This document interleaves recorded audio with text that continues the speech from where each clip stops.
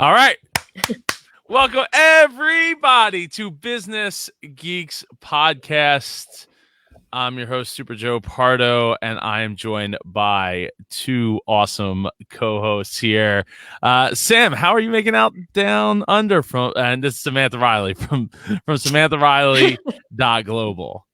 I'm doing well. It's a crazy time in our world, isn't it? But I'm loving that we're all connected and that the business community and our local community are sticking together. So, we're making, it's positive in bad times.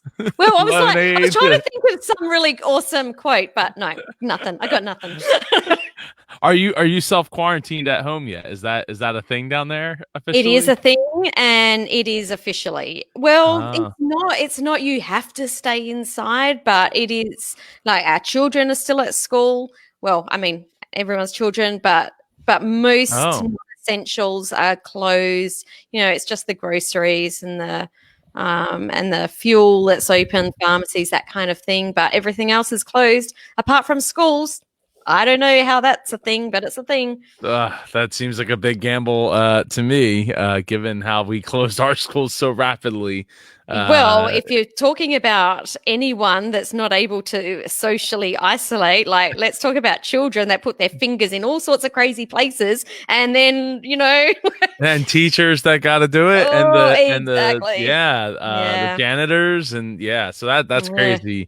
So we'll see what happens. Yeah, well, hopefully it works out well for you down there. And sorry, my coughing is acting up. My other co-host here, Jennifer Crawford from Sparent.co. How are you doing tonight? I'm doing okay, Joe. I'm kind of in Sam's camp where there's a lot of, sadness and incredibly challenging times happening right now, but I'm focusing on all the positives that I'm seeing both in the small business community and beyond. I've seen tremendous gestures of generosity. I've seen heroism in grocery store clerks and, of course, our healthcare professionals on the front lines. Like, you're really seeing the goodness of people right now. I think times like this bring out the best in people, and it sort of, in a strange way, restores hope. So, and I'm also kind of up for the challenge. I want to see businesses survive and thrive in this environment if at all possible. And I think our best chance of that is by banding together and being supportive of each other. And I've seen a lot of that spirit abound. So hopefully I can play a small part in that, fostering that environment. No, I and you are. I mean, you started up the was it small business versus the pandemic? Yeah, we have a Facebook group, Small Business Owners versus the Pandemic. We're not going to go down without a fight. that is true. And I just want to say real quick, what's up, Lou? And yeah, if you want, Jen, put the link in the comments. Okay. So we can get people to join. I'll try. All right. Well, trying is the best that we could ask for. This week, I mean, it's been crazy. Like, I just heard that one of my local pizza shops that have been there since I've lived here, probably longer than that, I've lived here since like 92.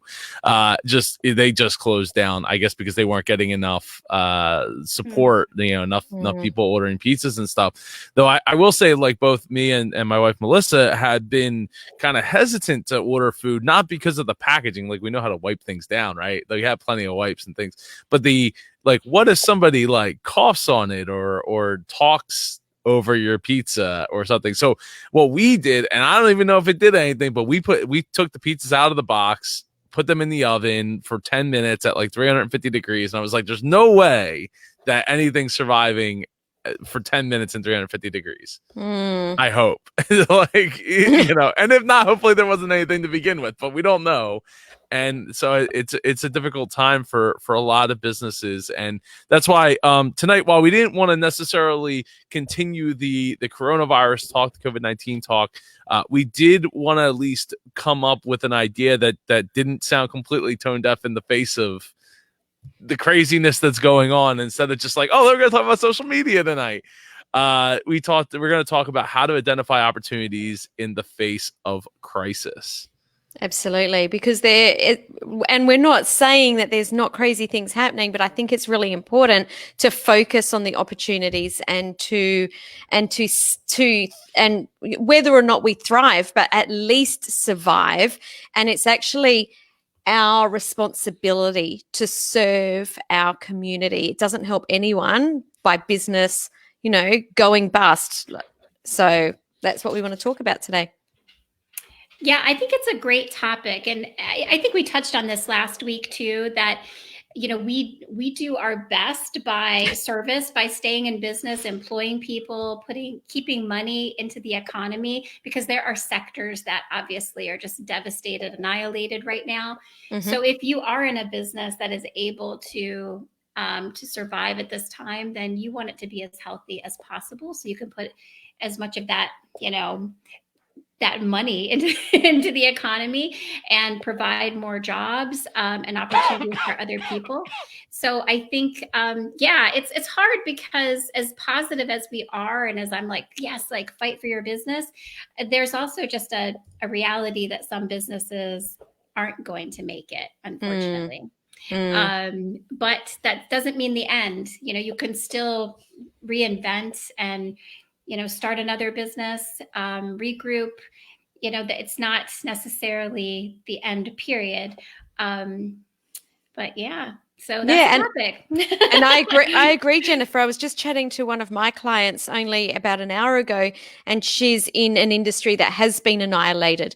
So rather than focus on the business that just cannot survive in this time, it's what can we do to create something new. So for some people, it's innovating what they've already got. For some people, it's okay, let's hit the ground running and start with something else that is relevant to people right now. And I love it that she's open to it and she's ready to hit the ground running, especially, you know, how hard would that be, just knowing that your business is just finished up overnight? Devastating. It would be.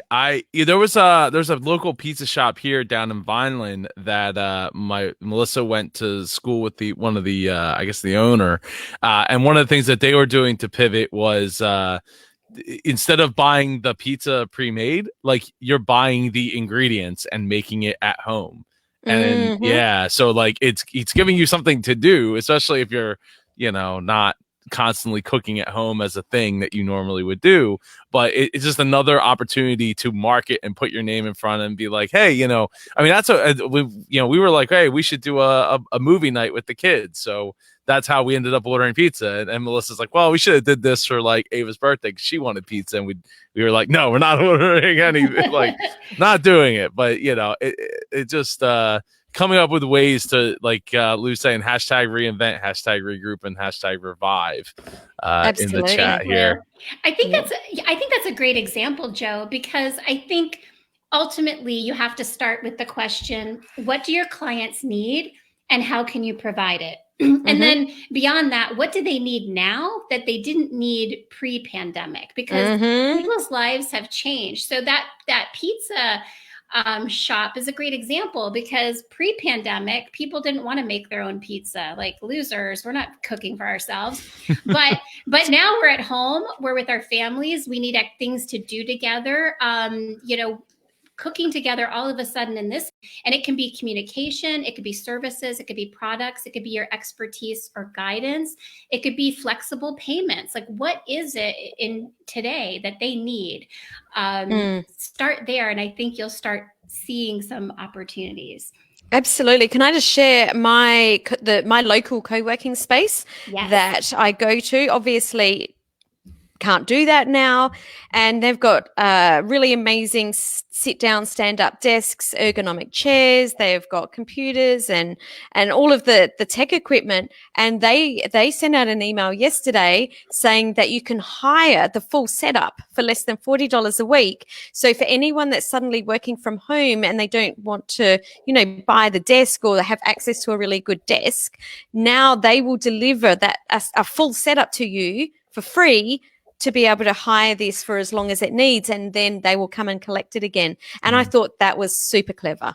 That is so brilliant, because people that are working from home don't necessarily have their offices set up ideally. Like for those of us who've, worked on, virtually and have online businesses, we've had all this time to set up our offices, pick out our perfect chair, make sure our environment is ideal for productivity. But people that are just all of a sudden thrown into it, they haven't had a time to set it all up or shop. And now they can't really even go out and shop. So I think I'm so glad you brought that up. That's so smart. I love it. So good. I love that. Hashtag office by delivery. Lou, I love your hashtags. He is out of control with Lou is hashtags. the hashtag master. He's the hashtagger. He's the hashtagger. Oh my gosh. So Sam, what are you seeing with your clients, and what sort of framework do you use to sort of guide your pivots or your offerings, or how do you guide your clients so they can weather the storm? I think the biggest thing, and this is where our hashtag in our Facebook group for our clients, everything is hashtag be relevant.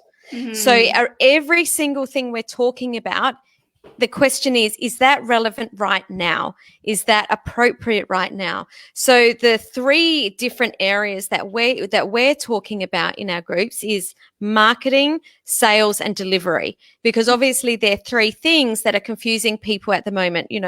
Marketing that is, and I don't know, have you guys had some emails in your inbox that are completely not paying attention to exactly what we're going on about?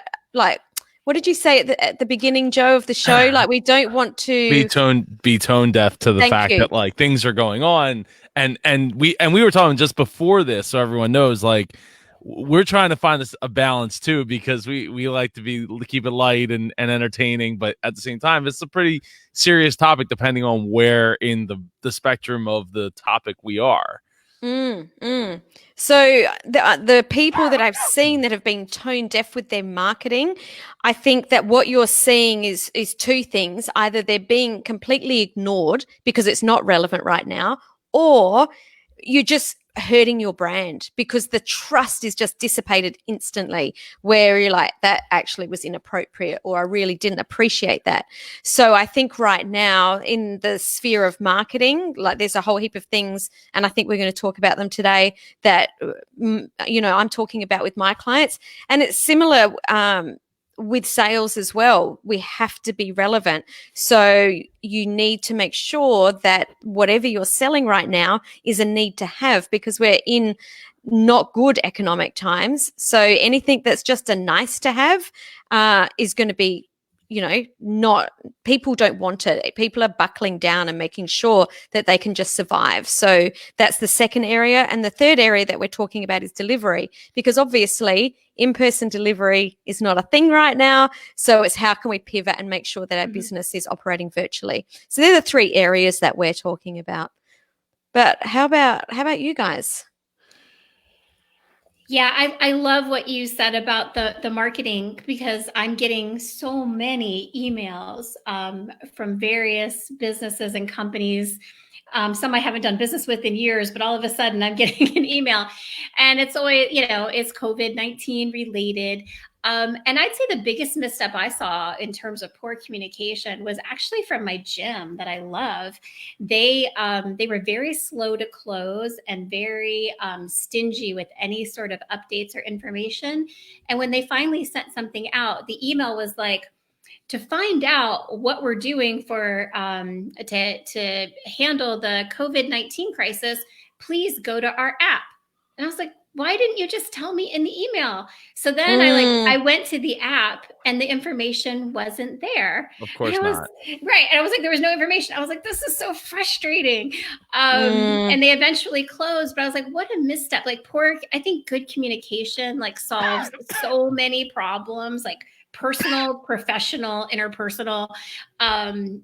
And just to see them, and they're a big company, it's like a chain of gyms, they're pretty big, and to see them make a huge misstep like that, I was actually pretty shocked and disappointed.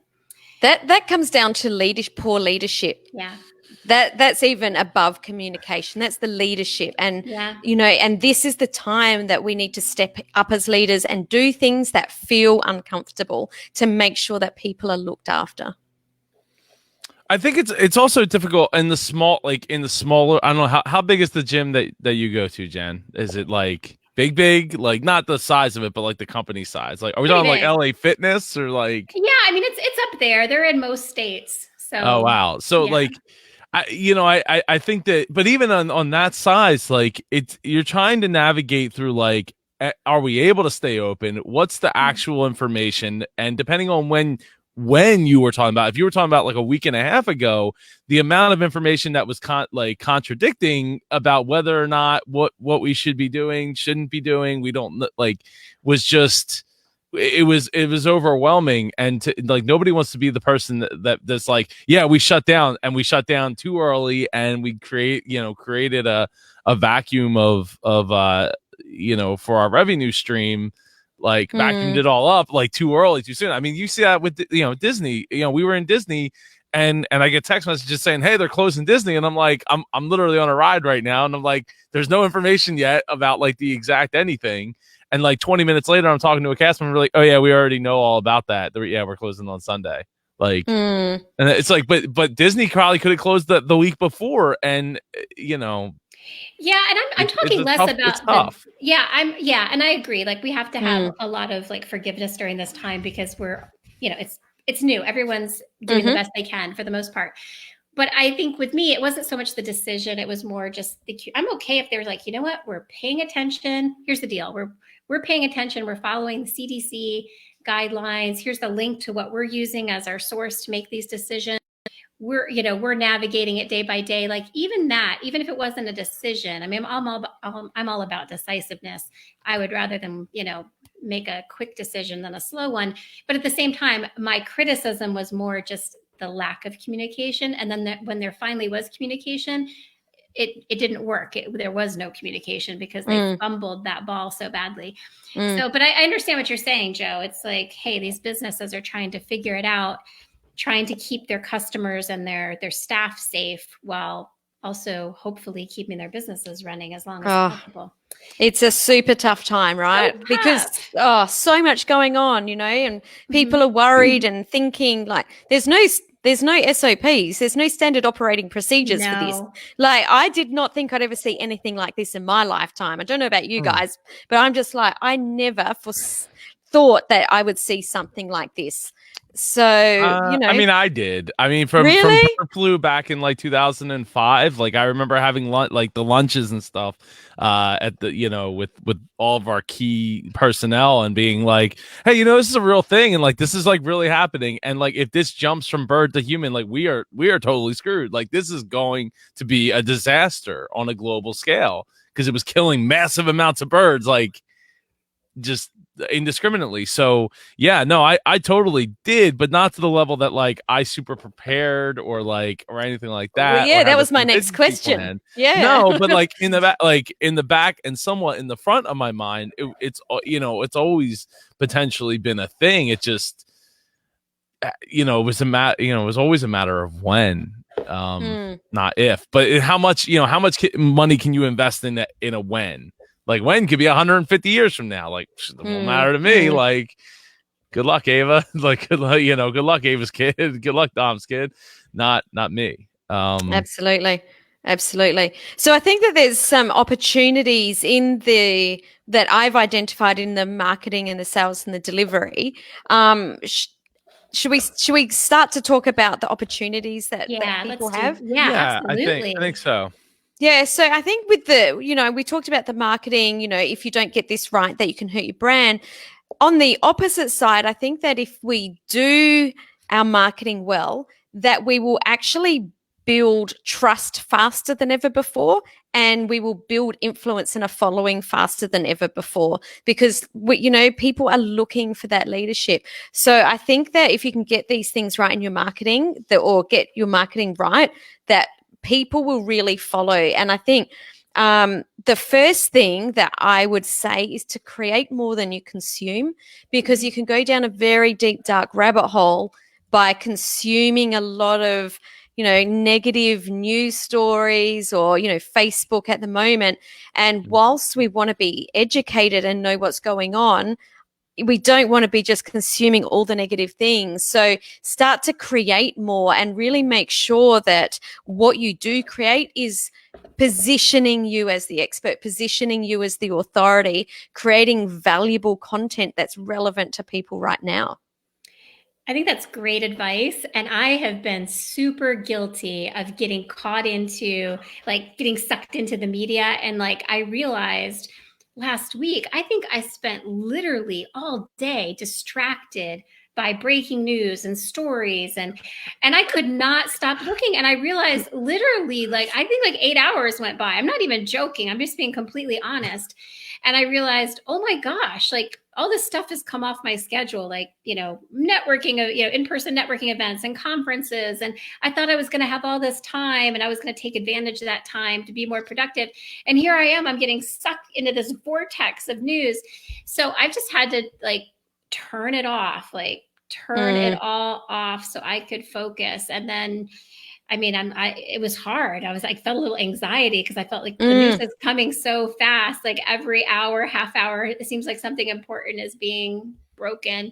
And, but it was the only way, it was the only way for at least me to be productive. I couldn't have, like, that Facebook scroll going on my phone while I'm on my computer working. It just wasn't healthy. Figure out what the new normal looks like, and because it's all so new and it's also happening, like you said, so rapid, and you want to be informed, because you're like, well, is my city going to shut down? Like, am I not going to be able to go get food if I wait too long? Like, nothing like this has ever really happened, like hashtag unprecedented, like Lou said. And the things, like, we don't know what to expect, right? Like, when I was in Florida, didn't know if I was gonna be able to get across state lines by come Saturday afternoon. Like, I don't know, like, who knew what was going on?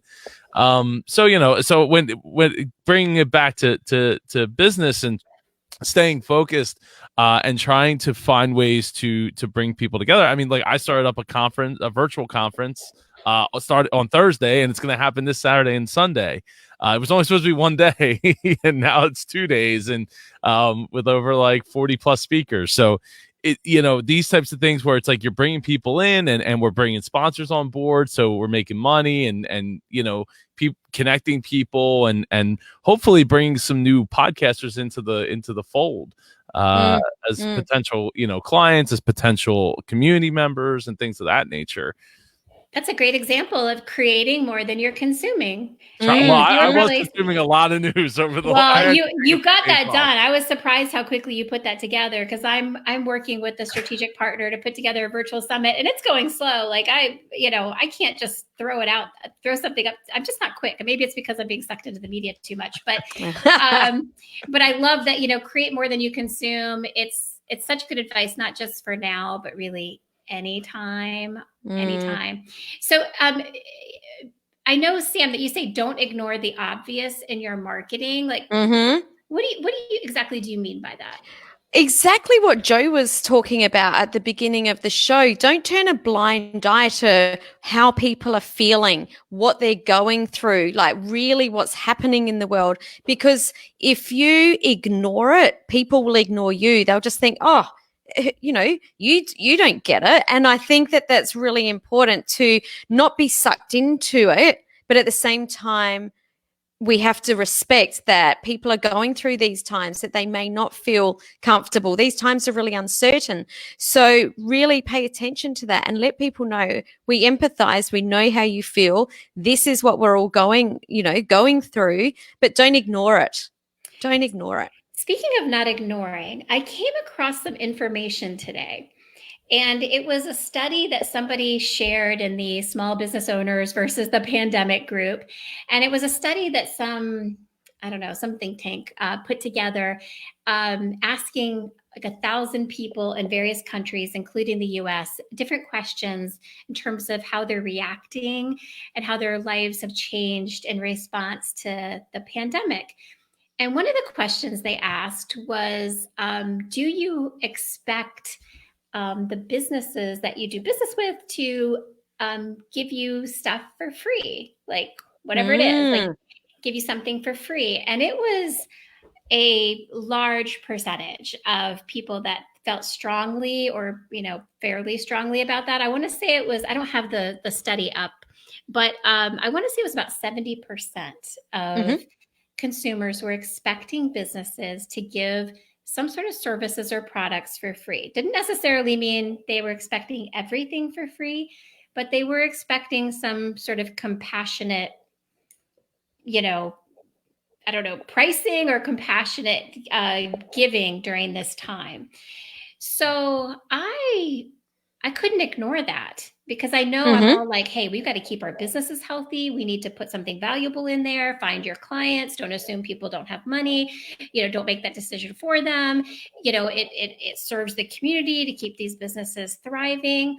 Yet 70% of the people are saying they want something for free. So it doesn't have to be an either or scenario, right? We tend to like go there, like it's either or, but it's really an and situation, right? I think you can put something out there that is a gift to people that are in your audience that might not be in a position to purchase, but also definitely don't give it all away for free. Yeah, and that is definitely super relevant right now, Jen, because there's a lot of people saying, how do we do this? And I ran a 2-day virtual intensive for my clients on the weekend, and one of the presenters, Gary Edwards, and I want to give him a shout out because as we were going through it, he said it's almost like right now we have a cheap sort of a normal price, and then we have an expensive if we're putting our packages together. And we do that because most people will take the one in the middle and some people will take the upsell. But he said it's like right now, it's almost like we've got the free, the cheap, and the normal. And I thought that was really clever. And I think that's clever. Yeah, I think that's where we need to position ourselves right now, that free, cheap. He said maybe they're a $20,000 a month package if your audience can't afford it. We have to be very aware.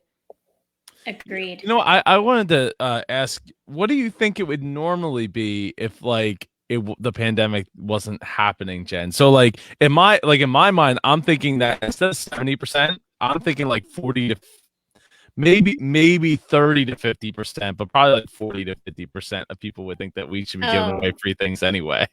So I think it would be higher. Lower. I think it would be lower. That, really? I do. I think it'd be, because I don't expect to get anything free from businesses that I do business with. Yeah, I mean, I know you wouldn't. I wouldn't. I'm sure Sam wouldn't. Right? No, I'd be thinking it was lower than 40% as well. I would have been thinking a lot lower.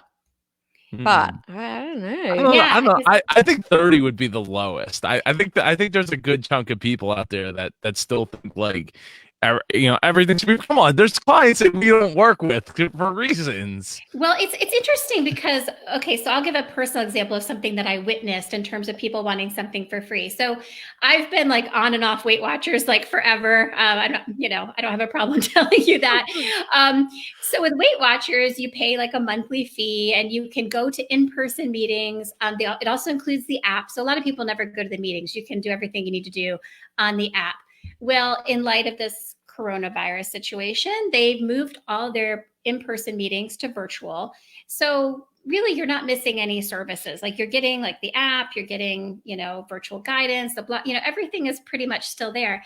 And in the group that I belong to, people were throwing a fit saying that Weight Watchers should just give everything away for free because everybody's going through a hard time. And it wasn't even really because their in-person classes were canceled. They just felt like they should give them free services because of the time that we were in. And I'm thinking as a business owner, but Weight Watchers is a huge company that employs a lot of people. And I don't want them going out of business. Exactly. So yeah, I was like, oh, this is interesting. But it gave me a little peek into the psyche that was represented on this study.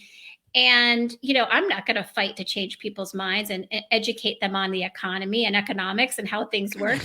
I just need to adjust my offerings and make sure that my business is sort of relevant to the environment that we're in right now. Yeah, absolutely. I don't know. Give it. No, I'm with you, Jen. That makes no sense. Like if those companies are giving that stuff away and they go bust, then not only everyone loses. Everyone loses. That makes no sense. Yeah. Yeah. Yeah. But not cool. Yeah. Where I think that our opportunity is here is not to discount our prices, but maybe give more value than you normally give. So one of my group programs includes 2 group calls, like training calls per month. So what I've done is said that we will do them weekly to make sure that everyone's moving forward. So, I'm adding value by giving them extra. Where they normally don't get one-on-one coaching, they're able to reach out and ask questions all the time. So what I'm doing is rather than making my products, cheaper, I'm just adding so much more value to make sure that my clients succeed through these times or have the best chance of success through these times. I think that's a great stance because they are going to need that extra to carry them through. So no, that makes a lot of sense. Now to go to your let's see, like delivery, right? That was one of the other things. And what would you think is the best opportunity to spin this in a positive direction of like, hey, we're not going to get to meet in person like we probably would if I'm only taking clients, say in an specific area, like say I'm like a chiropractor or something that's like non-essential but essential to the people who need it, but yet we don't want to have these physical connections. I think that it's about thinking outside the box of what else you can offer. So for something like a chiropractor, obviously they can't do in-person adjustments, but they're still going to have a clientele that is going through this. So what can you offer differently? Like really think outside the box. What, because it's not just about catching up on a Zoom and chatting to them. What is it that they could do at home? Can they go on a Zoom and you give them specific exercises to relieve some sort of pain?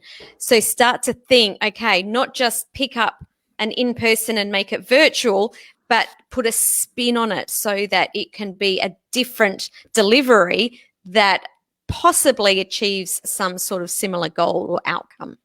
And there's probably some products in there too. I was reading that, who was it? Acupuncturists, they're kind of like chiropractors, right? You have to be in person to get your needling done. But apparently the demand for Chinese herbs and medicinals has skyrocketed in this pandemic world because people are looking for natural ways to heal and stay healthy and boost their immune systems and keep their bodies balanced. So acupuncturists were turning to those medicinal herbs and selling them online and compensating for that loss of appointment dollars. So I think probably with chiropractors, they could do the same thing with massage bombs and that sort of thing. Yeah. I know hairstylists are doing hair color kits So their clients, because they have their custom colors and everything for all their clients, so they can package the little kit up so they can at least do their roots in between like hair appointments, because it might be a while before we all have our hair appointments. You're going to know my true hair color in no time.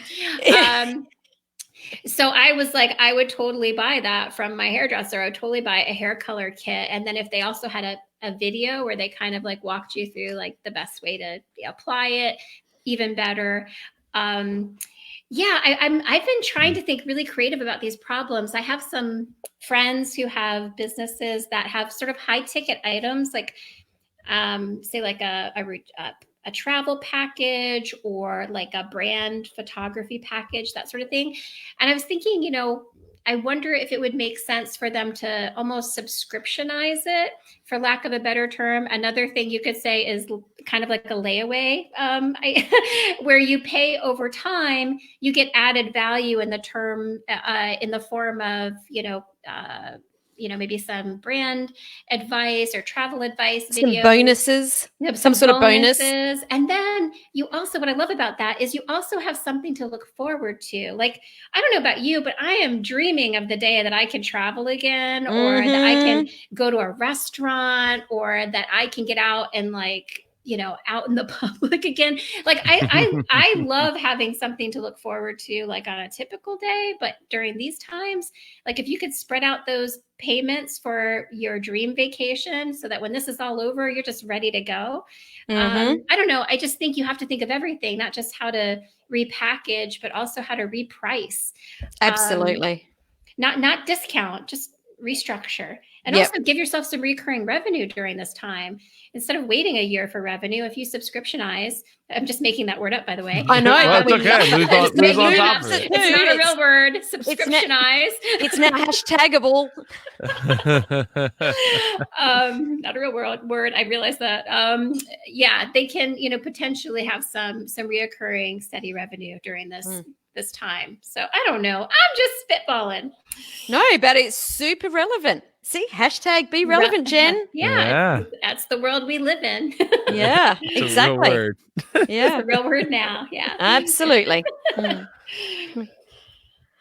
else? What else we got here? Oh, you know what? You made a good point. By the way, guys, Samantha provided some PDFs that we're using as a guide for our conversation. But she, in this delivery portion of the PDF, Sam, you mentioned that virtual is not the same as in person.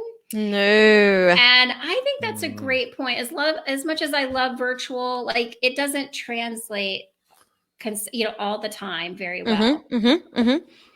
Absolutely. So you can't just, if you're running a live in-person event, if you jumped on a Zoom call and just did a normal Zoom meeting, it's not going to transfer over. So you need to really brainstorm what are all of the things that happen at whatever in-person thing that we're doing. So let's take an event, for example. There's music in the breaks. There's lots of conversations over coffee, at lunch, in the hallway. There's usually some great conversations in the bar after the conference. There's breakout rooms. There's all of these sorts of things. So how can you provide the same experience virtually? So not just jumping on a Zoom meeting, provide the same experience. And I ran my first virtual 2-day intensive last weekend. So super fast to market with that. Very tired still from doing that. My brain is fried, but we pulled it off. Our clients were absolutely astounded. They're just like, we did not think that was going to feel the same, but it did. We still had the music in the breaks. We still had the breakout rooms. We still had the conversations in the breaks. We didn't leave the meeting. We just put the music on and everyone still, came and had the casual conversations. And at the end of the conference, exactly like normal, we'd say, safe travels home. I just changed it to safe travels back to your kitchen. And for those who want to stay and, have the conversations in the bar, meet us back in 5 minutes with a glass of wine or a beer. And we ended up staying on and having great conversations for 2 hours after we finished. So really, we tried to get that experience and bring it into the virtual world. And in actual fact, Jen, you'll love this. My introverted friends said that was the best conference we've ever been to. Oh, I bet. I was trying to look up. I have to give props to a friend of mine, Lisa Shapiro. She runs a networking group, a very robust and awesome networking group called the DC Fempreneur. And I'm a member of that. And she has been working really hard to keep the community as active as it was offline, online. And she found this platform which acted as a virtual co-working space, complete with like a lobby and a kitchen and rooms, and you can close the doors and you can, you know, be available like through voice or audio, and you can there's a meeting room, so you can like have a meeting, you can share files. I was looking, I think it's a new platform, so I can't remember the name, but she did a demo of it and it is really slick. Like, it's really cool. I was like, this is actually kind of fun. I was kind of like skeptical about it, to be honest with you. But then when she demoed it, I was like, this actually is really cool. It actually functions like a real life co-working space. And you get the top-down view of the schematic of the co-working space. Anyway, I'll try to find that link for the show notes, but that's super cool. Isn't that That's cool? awesome. Yeah. Nice. So did you have anything else you wanted before we wrapped up and moved to the next segment there, Sam? I think there is one thing I want to leave people with, is that this is not the time to hide. This is the time to 10x your visibility and your brand. Mm-hmm. It's the time to show up even more. It's the time to get the things done in your business that you've been putting off for a long time. It's the time to really get clear on your messaging. It's the time to really get very clear on your branding and take it to the next level. So 10x your visibility. It's that time. That's good advice. Even if it feels uncomfortable, it's good advice. And it definitely can feel uncomfortable because of the circumstances and coming up with things that like people would need or could need in a time where they're not even, people aren't even really sure themselves yet what they need. Yeah. And, I think that it's really important to realize that we're all in the same boat, that we're all in the same world. None of us are certain. None of us know what's going on. We're all making it up as we go along. So we could all just show up together. Yeah. No, absolutely. Raphael wanted to know if what I was talking about was called Hey Summit. No, although I've come across Hey Summit recently that I'm looking at for the virtual summit we're putting on. So it wasn't Hey Summit. It was something else. I'll find it eventually. Yeah, that's a great point to end with. 10x it, people. Did we have time to talk about the one piece of news, since we love to talk about Marriott so much? Yeah, I mean, oh my goodness, I haven't even seen what you put up. I'm going to be on the fly. I know, I haven't seen it either. I'm opening it up right now. In fact, oh my goodness, when did this go into the spreadsheet, people? I put it in kind of late in the game. I came across it earlier in the week, and I put it in my Pocket app to save, because I was like, Marriott is a big enough company. They're always in the news. And for some reason, since episode 1, we've always had it seems like almost every episode, we have some Marriott news that is relevant to our discussion. In this case, I think this story is relevant in terms of being a leader, showing leadership. So this, I came across this in Yahoo Finance. Marriott CEO has decided to not take a salary in light of what's going on and with the COVID-19 crisis, and he has cut his executive team's pay by 50%. And I know the skeptical among us will be like, well, sure, he's not taking a salary because he's so rich and he could probably not take a salary for a long time. But I don't think that's the point. I think the point is, setting an example, and showing leadership within his company, knowing that the people that work for him are all of a sudden out of work.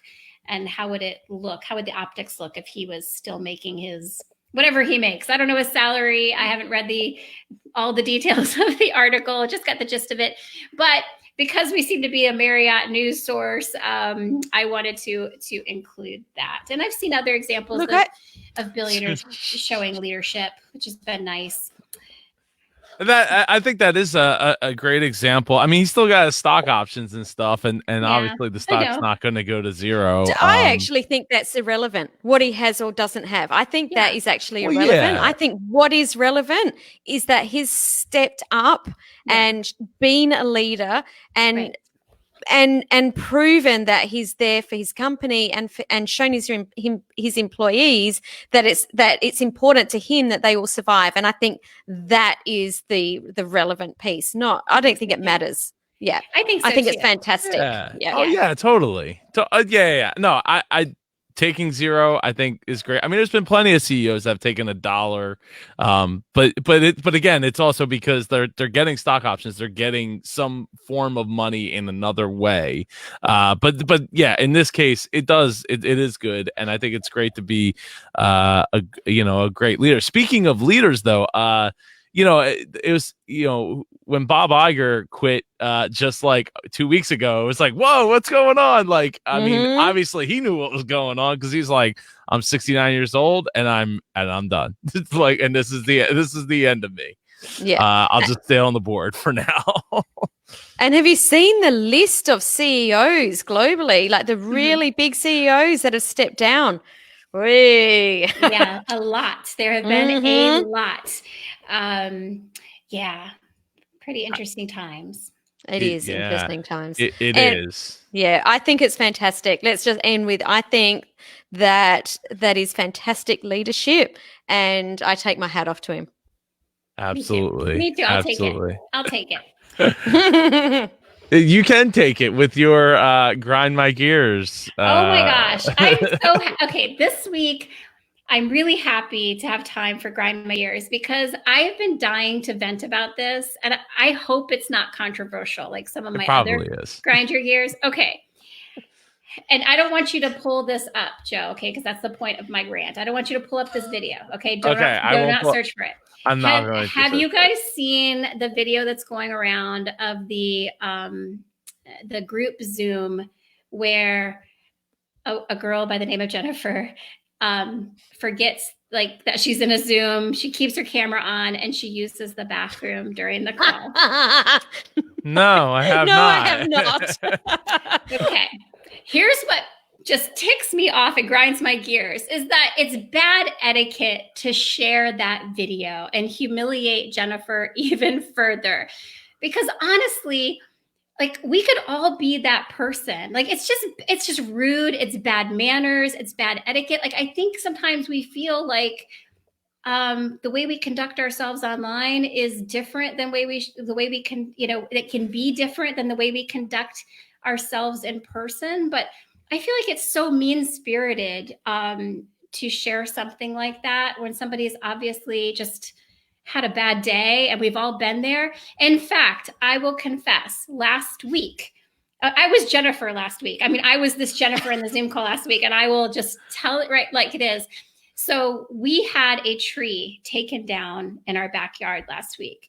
And the bathroom in our master bedroom is on the back side of the house. And we have a fairly good sized lot. So we don't have like blinds or curtains because we don't really have like neighbors that can see in. So we've never really put them up or worried about it.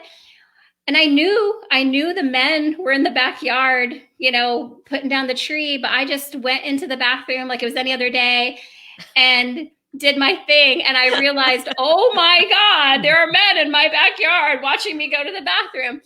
I was Jennifer, but nobody shared that around the internet because these guys were so busy taking down the tree. They weren't videotaping me. Thank God. Thank God. Nobody needs to see that.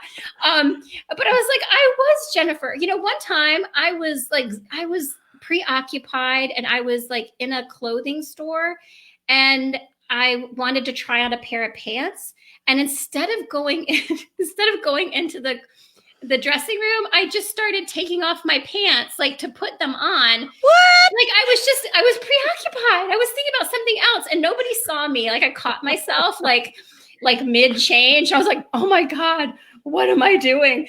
But I mean, we're all Jennifer on the Zoom call going to the bathroom. Okay. Like, please, like if somebody does something like that, like don't share it. I mean, it's got like a gazillion, like 1 million views now. People have seen poor Jennifer. Oh, and no. I just think it's mean-spirited. Like, just be nice. Be nice. Oh, like, Jen. I don't even like it when children are represented in like memes and GIFs, like because they've done something, like made a weird face or something. I don't even like that. Like, I don't like that at all. Like, be nice. Be nice. Jen, this is my favorite Grind My Gears ever. Is it? And it is, because this is something that's really important to me. We're all human. Yeah. And right. And just empathy, people. Empathy. Empathy. Why would you share that? Why would you share that? And like, I've come across it so many times. I'm like, it's funny. I get it. It's funny, but it's so mean-spirited. I mean, gosh, poor Jennifer. I just want that. I just want to give her a hug, but I can't because we're in a pandemic. Damn it. Jennifer, a virtual hug. Brent, stop it. Brent said, no, Brent, stop it. I'm only talking. Here only gets more views. Brent, I'm in a sticky wicket. Okay. Like I had to grind my gears. I told Joe not to share the video. I'm not sharing the video. I know, but I'm doing what I can. So she was using the phone, obviously, right? Or like, was the bathroom right behind? Like, I think she had like a laptop that she like carried into the bathroom. Like Jen was just going about her day. Like she probably was in one of those conference calls where you don't have to talk for like 3 hours. You don't even really need to be there. And so she was just like, but they probably had, in Zoom, you could put like the attention tracker on there. So God forbid Jen goes to the bathroom and they know she's not watching the Zoom. Like maybe that was the situation. Like, oh, poor Jen. Poor Jen. Just the fact that her name is Jennifer, I felt like an extra sympathy for her. Thanks, that's Brent. terrible. I know. So you said, like, is that part of the bad online etiquette? Because I was thinking that Jennifer was the one with the bad online etiquette, not realizing like where I'm at. It's like the old person with the smartphone, and you FaceTime them and they're like holding it up to their ear and you're like, I can't see you, pull it away. Or they put it on speakerphone and they're like holding it up to their ear so everybody knows what's going on. Like, that's not so much etiquette as just not knowing any better. Yeah. Okay. So with that said, okay, here you go.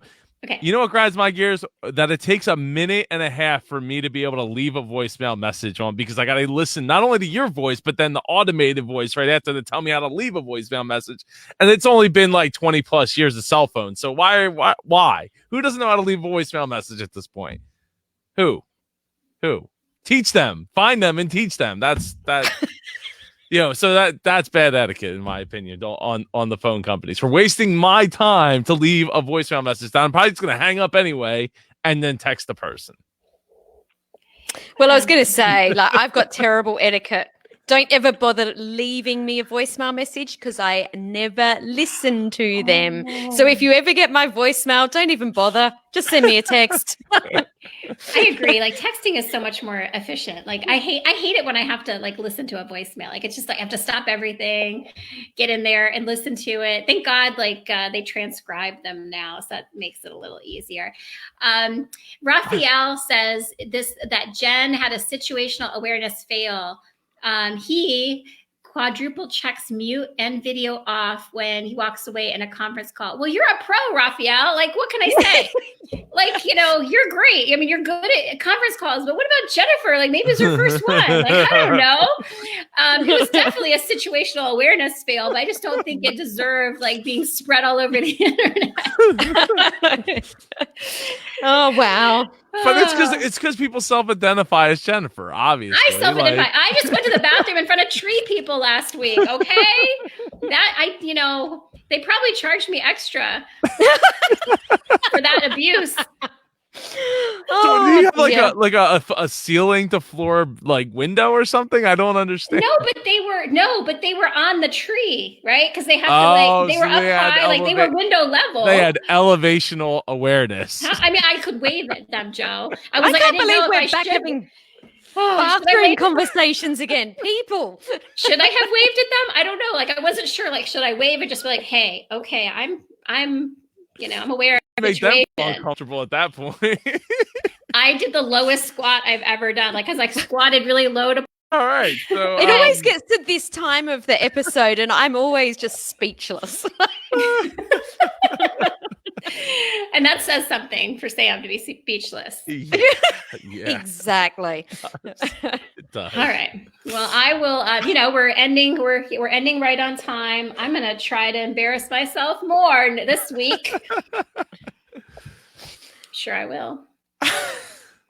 So so I think this, I think that I think we've set a pretty good pace for people that are listeners and viewers watching, to challenge them to do more in the getting in front of people as much as they possibly can. While you were talking earlier, I went back to the Dominic's Facebook page, that pizza shop I was talking about in Byron earlier, and saw that like literally like every couple of hours they're putting up a Facebook post, like just something to like just put their name in front of people for the opportunity. So I think that it's really I think that's really great. And I also want to give a quick shout out to all of the restaurants that have been so quick to get commercials out, like watching CNN like almost around the clock.